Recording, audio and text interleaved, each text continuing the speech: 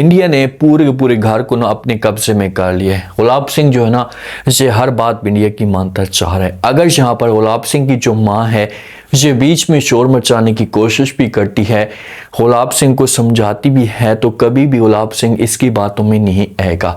ईशा वाले भी जाकर बात करते हैं ना, तो ऐसा समझो कि गुलाब सिंह इतना अंधा हो चुका है कि ये बिंदिया की हर बात को सच्चा समझते हैं। तो अब कैसे बिंदिया इस खानदान में एक एक करके सबसे बदला लेने की कोशिश करेगी। सबसे पहले तो ये ईशा जी के पीछे पड़ी हुई है, इसको बार बार जो ब्लैकमेल करती जा रही है, लेकिन आगे से कोई और नहीं है, वो ईशा है।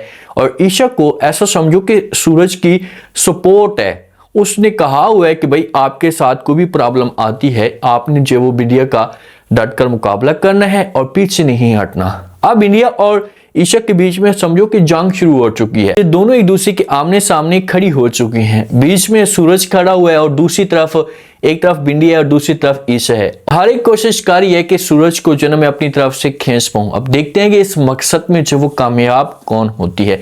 ईशा आती है बिंदिया के पास। पहले बिंदिया जो होती है ना ये ईशा को धमकियां देती है, इसके सामने जो वो चोरी हो जाती है कि देखें कि मैंने जो कैसे इस घर को अपने कब्जे में कर लिया, अब हर चीज मेरे कंट्रोल में आ चुकी है, तो तुम कुछ भी नहीं कर सकती।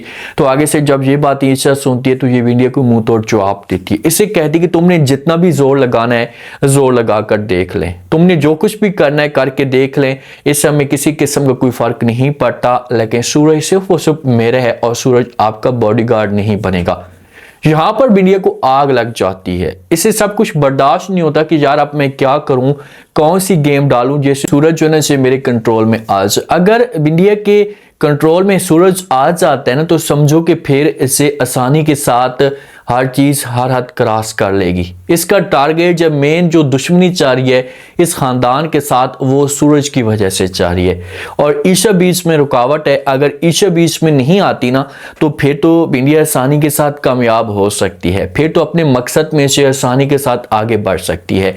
लेकिन जो गुलाब सिंह की मां ने असलियत आकर बिंदिया की खोली थी, आकर गुलाब सिंह को बताया था कि भाई ये मेडिसिन आपके जो पान में ये यूज करती है या इस हिसाब से आपको ये नुकसान पहुंचाने की कोशिश कर रही है। गुलाब सिंह तो अंधा होता है, ये तो आंखें बंद करके मुकम्मल तौर पर बैठा होता है। तो वहां पर बिंदिया को मौके पे तो चुप लग जाती है कि यार अब मैं क्या करूं, यहाँ पर कुछ बोलने की कोशिश करती हूँ तो गुलाब सिंह के पास सबूत लग चुके हैं। लेकिन ये अंदर में ऐसी बात बिठा देती है कि आगे जाकर ये गुलाब सिंह की मां को ऐसा डसती है कि वो सारी जिंदगी नहीं भूलती। अब इसके मुंह पे कालक मली जाती है, इसको सजा दी जाती है। तो वहां पर गुलाब सिंह की जो माँ होती है ना ये फिर बोलना शुरू कर देती है, क्योंकि ईशा पहले भी गुलाब सिंह को सबको ये बताने की कोशिश करती थी कि यार आप लोग बिंदिया को इस घर में लेकर ना आए, ये बदला लेना चाहती है, ये इस घर को बर्बाद करना चाहती है। लेकिन उस वक्त कोई भी इसकी बात पे यकीन नहीं करता था। तो आज जब ये सब कुछ होना शुरू हो चुका है, घर के अंदर